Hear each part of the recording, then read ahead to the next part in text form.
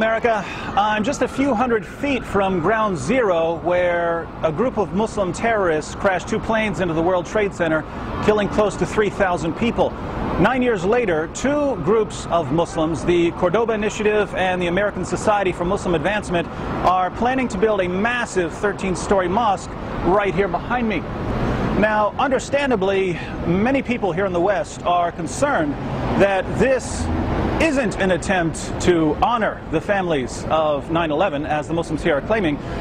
Instead, it may be an attempt to build a symbol of Islamic victory. Now, I have the same concern, but mine is slightly different. My concern is based, for the most part, on a photograph I saw while I was still in college. When I was in college, my best friend was a Muslim named Nabil Qureshi.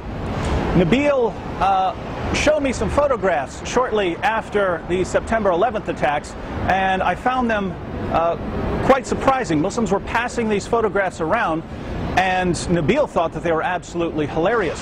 The first photograph was a picture of George W. Bush as a Muslim, and I have to admit, that one was actually pretty funny. George W. looked like he had joined the Taliban. The second photograph wasn't so funny. It was a photoshopped picture of the Statue of Liberty covered in a full veil. Now, this one bothered me a little bit. It was the Statue of Liberty, a symbol of freedom and justice, covered by a full veil, a symbol of oppression and Sharia law. Now, these two pictures actually worked their way around the internet, so lots of people are familiar with them.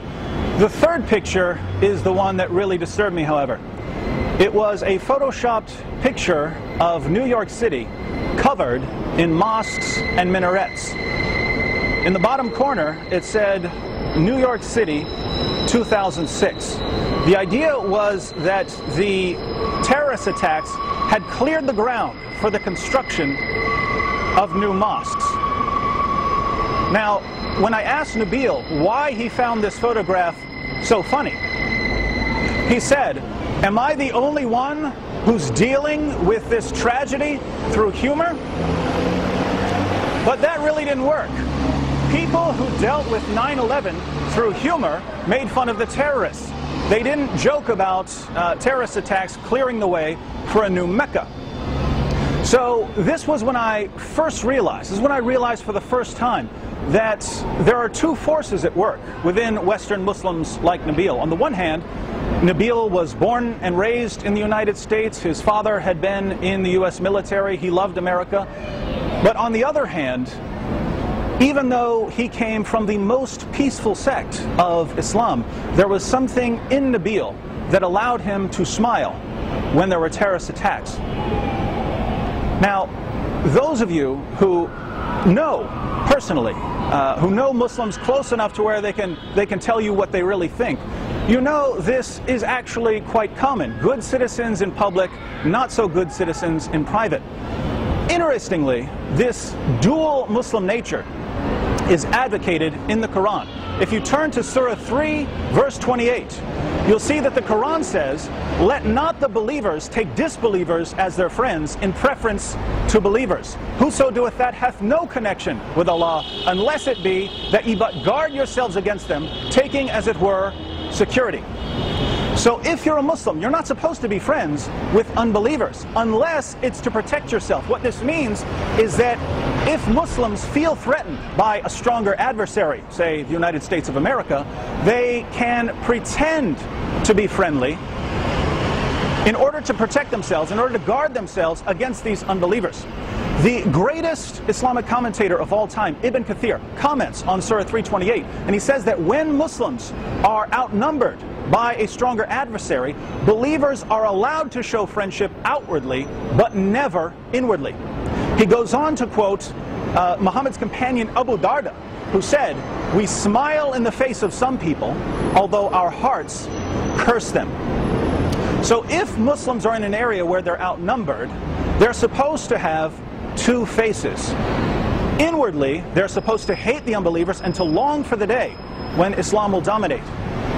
Outwardly, they are allowed to pretend to be peaceful and tolerant and kind and loving, smiling in our faces while cursing us in their hearts. What's my point, you ask? Well, the Muslims who want to construct a massive mosque here assure us that they're doing it to honor the victims of 9/11 and not to construct a symbol of Islamic supremacy. They assure us that they're going to build a beacon of understanding and harmony, a place for people of all faiths to gather and condemn extremism. Do you believe that? If so, I'd like to sell you a bottle of Wood's Miracle Magic Cure-All from the Miracle Springs of Poland for the low, low price of $487. My friends, what did Muslims do when they conquered Mecca? They went to the Kaaba, the center of pagan worship, and they claimed it for Islam. What did Muslims do when they took Jerusalem? Where did they build their mosque? They built it on the Temple Mount. When Muslims conquered Damascus, where did they build their mosque? They demolished the Church of St. John the Baptist and replaced it with a mosque. Why? When you Islamize the most important places of your enemy, you destabilize your enemy, you make them weaker, and you show them that Muslims are in control. Now, the mosque that's being built here, we don't have a religious center in the United States of America, but we do have an economic center. The heart of that economic center was the World Trade Center, which was destroyed by Muslims. And now Muslims want to construct a massive mosque. Why? To honor the victims of 9/11? Keep in mind, this was in the minds of Muslims all along. Right after the September 11th attacks, Muslims were joking about filling the city with mosques. And now they tell us that they're doing it to honor the victims of 9/11. Smiling in our faces while cursing us in their hearts. Come out of the cave, America. It's dark in there.